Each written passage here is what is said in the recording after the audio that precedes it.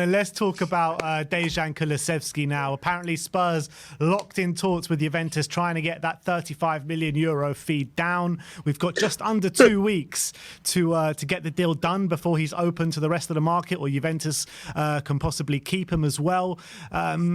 Forms, what do you think about this whole situation? Are we running a really big risk of losing him here now? I don't get it. What is he playing around with? A couple of million? He's got that in pocket change. Oh my God. He's a baller. He's a baller. He's proved it. When he's not injury stricken, he's a brick. What are you doing? It should have been literally as soon as the season ended. It should have been the first tweet. Forget, oh, thank you so much for your support this season, because it was a pants season. The first tweet should have been, we are delighted to announce the permanent signing of Dejan Kulusevski. Thank you very much. Give me my ginger from Sweden. 100%. But what about, there's also reports coming out saying that Ange Postecoglou is not fully convinced about Dejan Kulusevski, though. Get rid of Ange Postecoglou.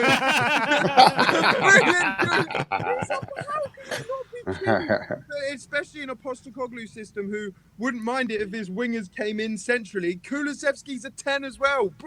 Yeah. Make it make sense. Yeah. I'm so passionate about that man. I'm 100% in agreement with you, man. Ash, what are you thinking? It's a funny one because obviously Kulu was fire for Conte at the start or the back end of the last season. He was so hot, pause, yeah. But obviously, season just gone, he was off it. It's like, I don't know if the Premier League worked out that he likes to come inside. Pause again. But I don't know, like, it just wasn't as prolific as the first time. He just kind of just went missing. Like, he was shooting, going wide. It just wasn't, I don't know if it was confidence. Some people say injuries. I'm just like, oh man, I want to see the old Kulu. So I'm intrigued to see what he looks like in an attacking team. I'm intrigued to see what all these players look like in an attacking team, if I'm being honest. And seeing if we get a bit of a manager bounce. Yep, I'm going to be positive. That's what I'm going to say. Ash, So come bring us that positivity. Come on. Listen, we've been in a negative for so long. It's only right we have a little bit of balance. But yeah, Kulu's a funny one, man. It's a funny one. I'm just hoping we see the old Kulu back. Do you know what I'm saying? I'm hoping that, like Forms was saying, he can be wide, he can come in the middle, he can be like central. He said he likes to play the 10. He's got that versatility. He's strong on the ball. People say he's not fast, but he always beats his man. So yeah. I haven't really got a problem with his pace, if I'm being honest. Like, he eats, I mean, if we're not going to keep him, I want to see a stellar player. I want to see a top signing if we don't make it happen. And if Ange thinks he's not good enough for that system, then I think maybe it's because I don't know, like I said before, it might be a pace issue. It might be if you want someone a little bit quicker that can get down the wing. Because like the thing is, we've got Porro, and for me, Porro's got to stay as a fullback or wing back, whatever you want to call him. He's got to stay back because I want him to do those overlapping runs, and I want the winger to come inside and just bang it. Do you know what I'm trying to say? And vice versa, they can swap over. But to play Porro as a wing forward, I think just keep your wingers your wingers. That's how I see it. Keep your wingers your wingers. Simple. And he scored 3 goals last season. I think he'll continue scoring goals from that position. Do you know what I mean? But I think if you're going to get a winger in, you want your wingers to score 10, 12 goals minimum. Do you know what I mean? And I think we can get that. Kulu needs to do a minimum of 10, 12 goals. I know that at the end of last season, he only scored 6. But yeah, compared to this season, I think he scored, was it 2? 2 goals and 7 assists or something like that? 2 are good, yeah. He needs to improve. Yeah, he needs to improve on that a lot. If he's going to help Spurs next season, I'm sorry, he needs to get way more goals in that contribution. He needs to score a lot more for this season coming in. Yeah, I hear that. To play devil's advocate on the whole Kulusevski situation, in terms of how Postecoglou does like to play. Don't do it, Sim. It turns out he does Don't like do to it. play his formation. Postecoglou likes his wingers really far wide, like literally hugging the touchline. He likes the two number 8s to basically fill in the space in between the striker and the winger. Yeah. The winger's really far outside, and then he likes his fullbacks to kind of be centre mids inverted on the ball. So Kulusevski hugging the touchline, is that really where you want him?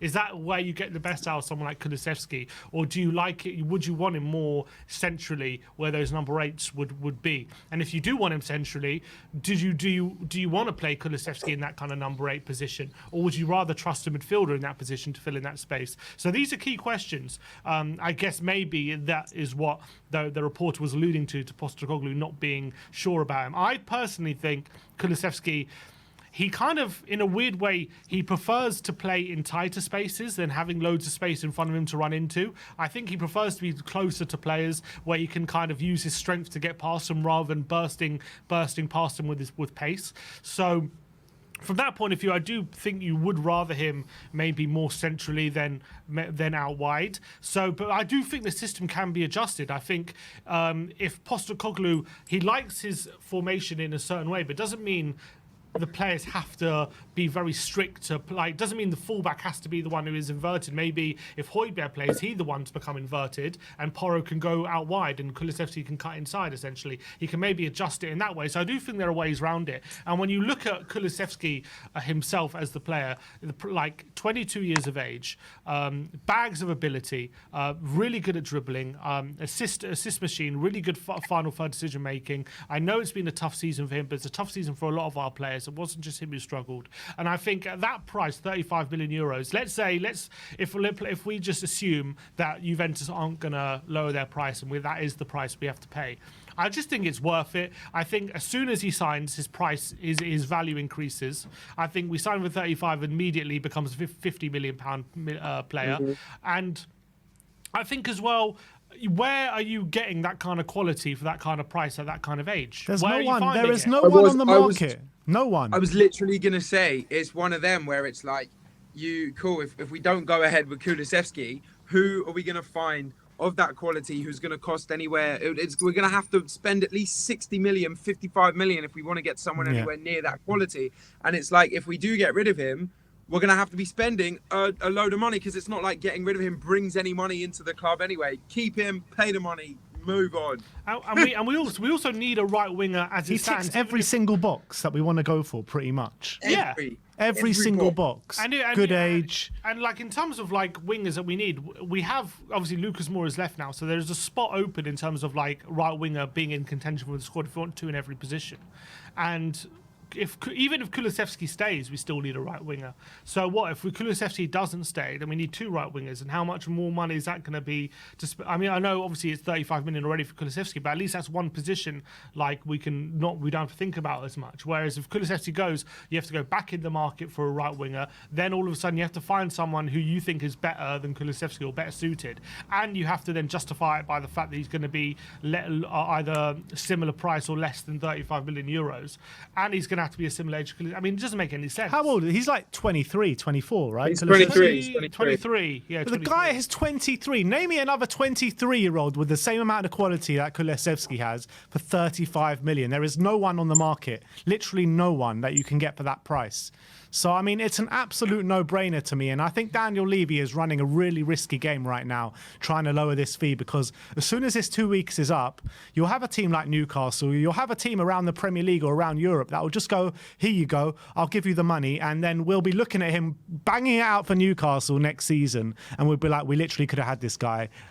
We've had him for the last year and a half. Why are we sitting here with who knows on the right wing? You know what I mean? It'll just be an absolute travesty if we don't sign Dejan Kulusevski. And it seems that he wants to stay as well. Like he seems like he's really happy here. He's settled. He's got a good connection with the team. It doesn't make sense to let this one pass us by. I get it. He's had some shoddy form. Maybe there are some question marks if he's totally suited to that wide winger system. I think there are ways around it, and I don't see. I think there are too many downsides to not doing the deal, and not enough upsides. Like there's too many upsides to doing it. Like it doesn't make sense. Yeah, completely agree. Anyone want to finish off on this one? Just you wait until Bentancur's back. That's when Kulu's cooking. Like, So, well, we have to wait till November, December, January. he'll do his thing first half of the season, but we've seen how they play together. I'm sitting and I'm biding my time. I can't wait. Forms is bang on the Kulusevski train. Is Ash? Yeah, no, Kulu's got to stay for me. Like Sim was saying, at the end of the day, we've got another space for another right wing forward there. And if he is to improve, I think that player coming in needs to push him. And I think the coach will get the best out of him and he'll recognize his strengths and weaknesses and play him accordingly. So yeah, I'm all for it, man. Like you said, the price point's right, the age is right. He's already played for us. He knows what we're about. So it wouldn't make sense to kind of let him go to like a Newcastle, and like you said, you know, Champions League and start scoring goals. We'll be upset. Fans would go crazy if that happens. So I don't think Levy would let that happen. All right, gimme a ginger from Sweden. That's what we're saying.